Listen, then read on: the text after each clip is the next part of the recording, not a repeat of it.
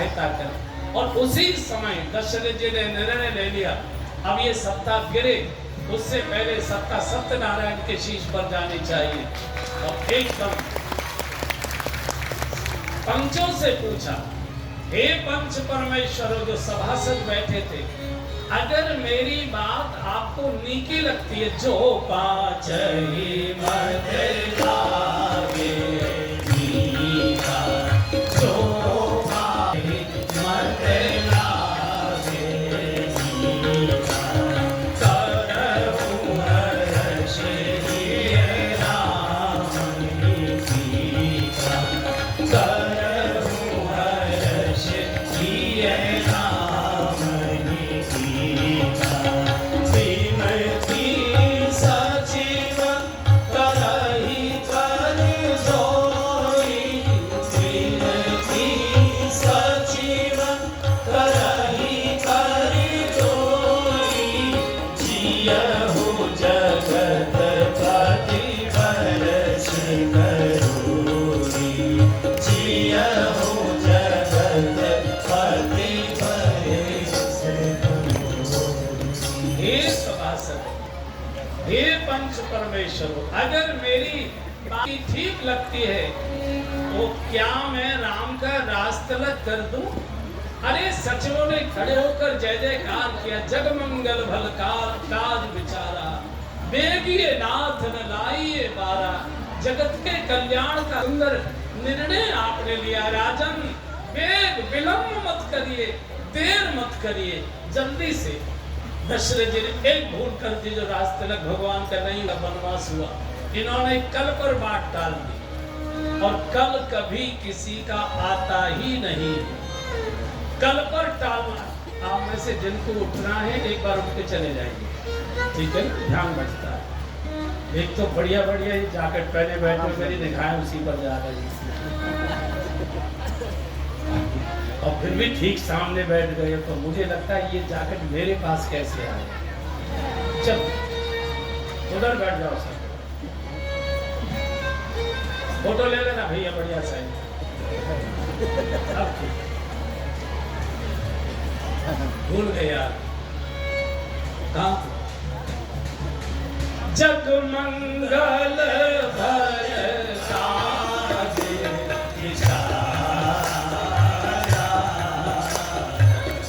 जग मंगल भय साज विचारा, देवी नाथ न लाइए बारा, देवी नाथ न लाइए बारा, विनती सचिव करहि कर जोई, विनती सचिव करहि कर जोई, विनती सचिव करहि कर जोई, विनती सचिव करहि कर जोई, जियहु जगत बरस करोई, जियहु जगत पति बरस करोई। हम सबकी आयु आपको लग जाए, करोड़ों वर्ष जीवित रहे महाराज। जगत के कल्याण का आपने कैसा सुंदर निर्णय लिया है।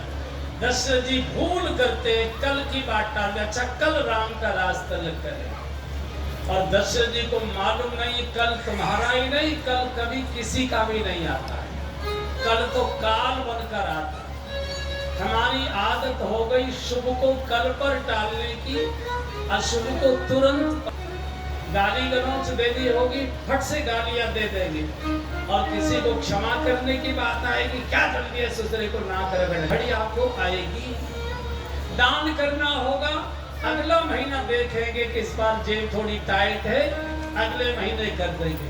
रिश्वत लेनी होगी, फट से नोट पकड़ लेंगे। कभी शुभ नहीं आता, चूंकि शुभ को हम पोस्टपोन करते जाते, कल पर टालते जाते, और कल किसी का नहीं आता। कल तो काल बनकर आया करता है, कल कभी किसी का आता नहीं। दशरथ जी आएगा, 14 साल का धक्का मार कर जाएगा। इसलिए हमारे महात्मा लोग कहते हैं, जो कल करना सो आज कर ले, जो कल करना सो आज कर ले, जो आज करना सो कर ले, जो आज करना सो अब कर ले। जब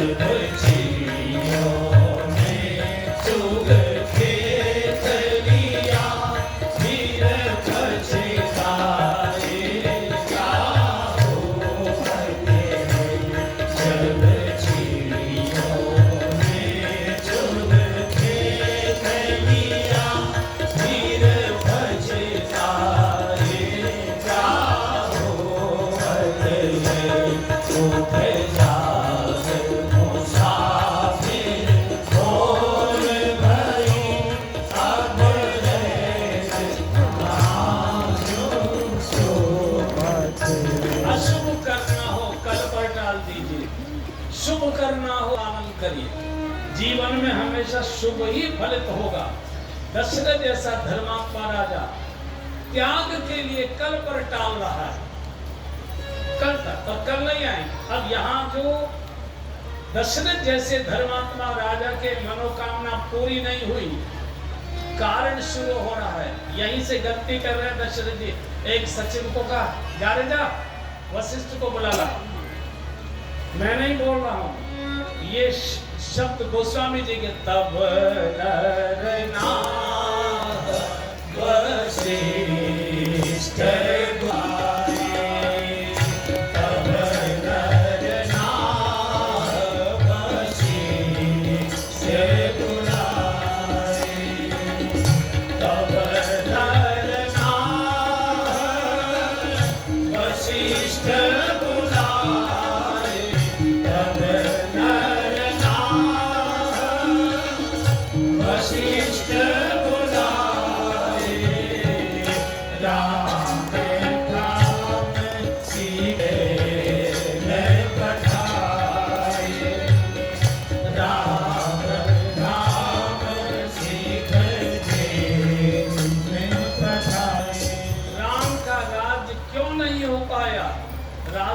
क्यों नहीं हो पाया? और सामान्य राजा नहीं, मैं अभी बोल रहा था, इंद्र स्वयं स्वर्ग लोक से चलकर मिलने के लिए दशरथ जी के पास आते थे। त्रेता तक देवताओं का आना जाना था। जाना करना क्या चाहिए था? स्वयं जाते, गुरुदेव आपकी कृपा से मेरा परिवार भरा पूरा हुआ, आपकी कृपा से मेरी रानियों की गोद में बच्चों का दर्शन हुआ, मेरे सोने भवन में बच्चों की किलकारी आई, आपके आशीर्वाद से मेरे आंगन में 4-4 लक्ष्मी के रूप में बहुएं आ गई। आपका सब प्रकार से आशीर्वाद है प्रभु। अब राज तिलक में चाहता हूँ कि राम का राज तिलक गद्दू बड़ा बेटा है और मैं आश्रम में आकर भजन सेवा में लग जाऊं। आशीर्वाद करना तो ये चाहिए था। सचिन से क्या बोले, जा रे जा, वशिष्ठ को बुला ला। जैसा हम कहते थे, जा रे जा, पंडित को बुला ला। गुरुओं के प्रति अत्यधिक सम्मान और समर्पण का भाव होगा, तभी गुरुओं का आशीर्वाद फलित होता है। ऊसर में बीज नहीं उगा करता है, विनम्र धरती में बीज उगा करता है, ऊसर में नहीं उगा करता। यही गलती। गुरुओं में तो कोई अहंकार होता नहीं। कह सकते थे, चेलों ने कहा था, शिष्यों ने कहा था, महाराज ऐसे बच जाइए। जब कोई बच्चा नहीं था तो प्रातःकाल आकर रोए थे, गुरु ग्रह गए तुरंत महे पाला, चरण लाग कर विनय विशाला, निज दुख सुख सब गुरु ही सुनायो। और अब ठाट बाट से 4 बहुएं आ गई, इतनी कण आ गई, बिल्कुल मत जाए।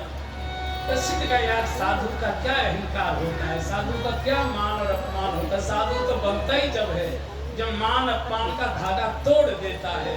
साधु का तो अर्थ है जो सध गया, जो सधा हुआ है, जिसको कोई बाहर की परिस्थिति हिला नहीं सकते, हम पर कोई फर्क नहीं पड़ता। आ गए वशिष्ठ जी। वशिष्ठ जी का बहुत सम्मान था राज्यसभा में। दशरथ हुए बैठे सिंहासन पर, तो गुरुदेव लिखा राजन कैसे याद किया? वो ऐसा करो, राम के यहाँ चले जाइए और उसको बता दीजिए कि कल तुम्हारा राजतिलक होने वाला है, तो उसको कुछ ज्ञानोपदेश वगैरह जो भी आपको संयम नियम के उपदेश करने हो आप उससे बता दीजिए। राम धाम सिख देन पठाए, करना क्या चाहिए था? राम को बुलाते घर से और कहते बेटा हमारी सभा ने निर्णय किया है कि कल तुम्हारा राजतिलक करेंगे, जाओ गुरुदेव के आश्रम जाना, पत्र पुष्प फल कुछ लेकर जाना, गुरुदेव के चरणों में शीश रखकर प्रणाम करना, चरणों में बैठकर हाथ जोड़कर आशीर्वाद की कामना करना, चूंकि कल निर्विघ्न तुम्हारा राजतिलक हो जाए। गुरु के आशीर्वाद के बिना ये सब हो ही नहीं सकता है। भेजना तो लड़के को चाहिए था, गुरु को ही स्वयं बुला लिया। राज्य का, पैसे का इतना अहंकार जालिया बुला के। साधु को तो कोई अहंकार होता नहीं है, साधु तो बनता ही जब सारा अहंकार छोड़ देता है। पहुंच गए वशिष्ठ जी। राज परिवार में वशिष्ठ जी का बहुत सम्मान था। जैसे राम जी के द्वार पर पहुंचे, सेवक दौड़ कर गया, प्रभु प्रभु गुरुदेव गुरुदेव वशिष्ठ पधारे। गुरुदेव वशिष्ठ भगवान पूजा के आसन पर बैठे थे, दौड़कर चले आए, साष्टांग प्रणाम किया है, हाथ जोड़कर आंखों में आंसू आ गए भगवान के। गुरुदेव आप क्यों आए चलकर? मुझे बुला लिया होता, मैं आ गया होता। वैसे तो सेवक सदन स्वामी आगमनु, मंगल मूल अमंगल दमनु। वैसे तो सेवक के द्वार पर स्वामी का शुभागमन मंगल ही मंगलकारी होता है, लेकिन तदप उचित असि ऐसी नीति कहती है कि मुझे बुला लिया होता। बूढ़े वशिष्ठ जी फूट फूट कर रो पड़े, आंसू रुक नहीं रहे। बाप का अहंकार देखो और बेटे की विनम्रता देखो। वशिष्ठ जी ने कहा राघव राम करहु सब संयम धारु, राम करहु सब संयम धारु, जो विधि कुशल निभावे धारु, जो विधि कुशल निभावे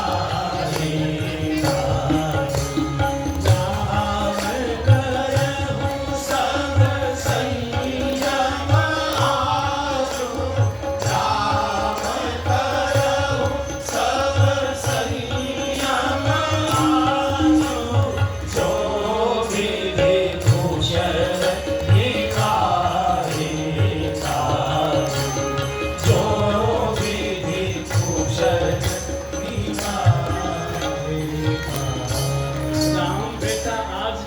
सब प्रकार करना, मनसा वाचा कर्मणा ब्रह्मचर्य का पालन करना, फलाहार करना, जितना बन सके एक आसन पर बैठकर हरि नाम का सुमिरन करना, क्योंकि कल तुमको सत्ता समर्पित होने जा रही है, कल तुम राजा होने जा रहे हो। भारत का साधु राजा को सत्ता समर्पित करने से पहले उसको संयम का उपदेश करता है। गुरुदेव वशिष्ठ तो लौट गए, प्रभु की आंखों से आंसू टपकने लगे। अंदर गए तो जानकी जी ने पूछा प्रभु क्या हुआ? गुरुदेव आए थे, क्या समाचार था?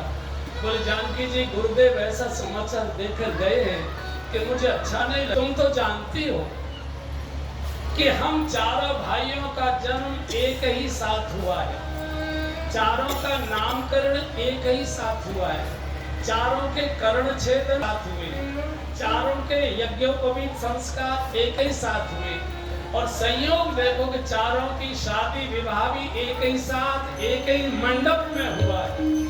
जब हम सब एक साथ हुए हैं, ये मुझे अच्छा नहीं लगा कि छोटे भाइयों को छोड़कर बड़े को राजा बना दिया। जन्म एक संग सब भाई, जन्म एक संग सब भाई, भोजन शयन के लगाई, भोजन शयन के लगाई।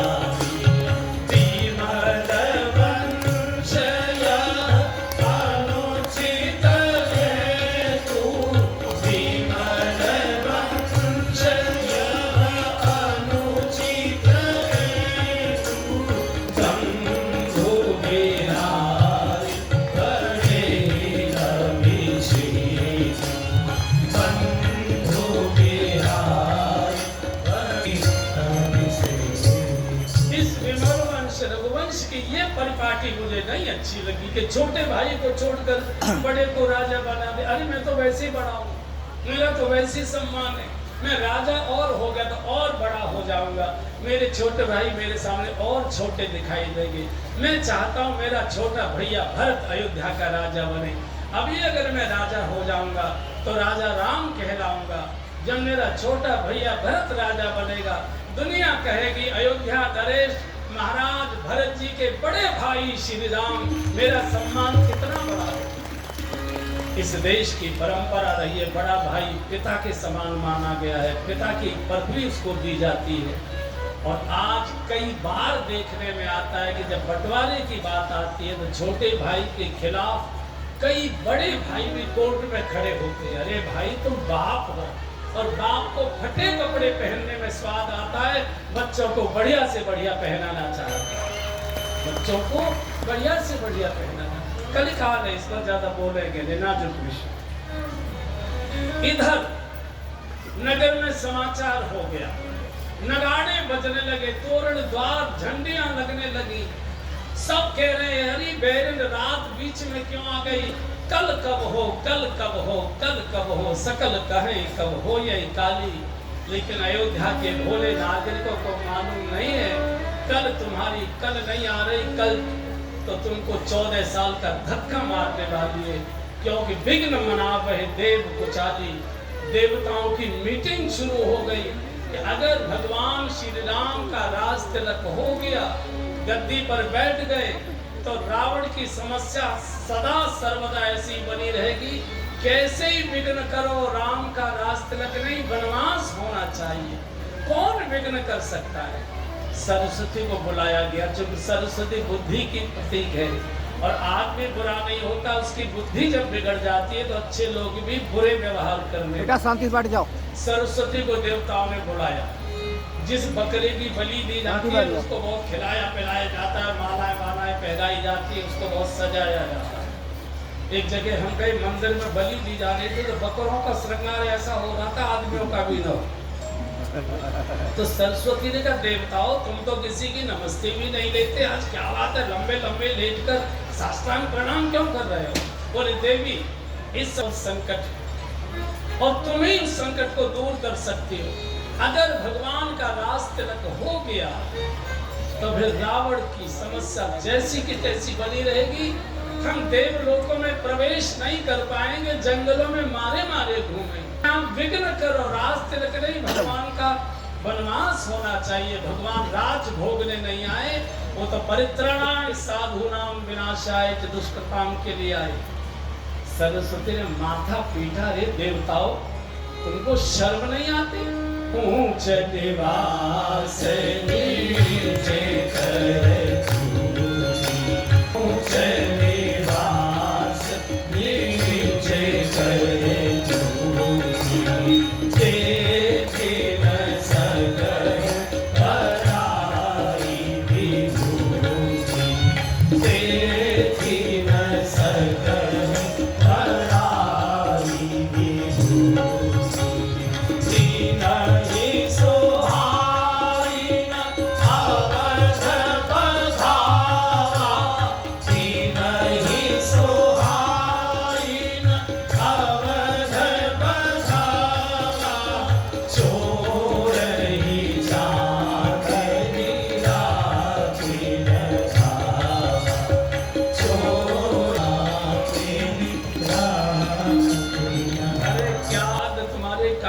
खटकते हैं, अयोध्या की दीप मालिका तुम्हारी आंखों को, अरे दीपकों की संख्या मत बढ़ाओ, कोई बात नहीं, बुझाओ तो मत। प्रकाश करने के लिए कितना परिश्रम करना पड़ता है, दीपक लाओ, रुई लाओ, बत्ती बनाओ, तेल डालो, माचिस लगाओ, तब कहीं रोशनी होती है। और अंधेरा करने के लिए कुछ करने की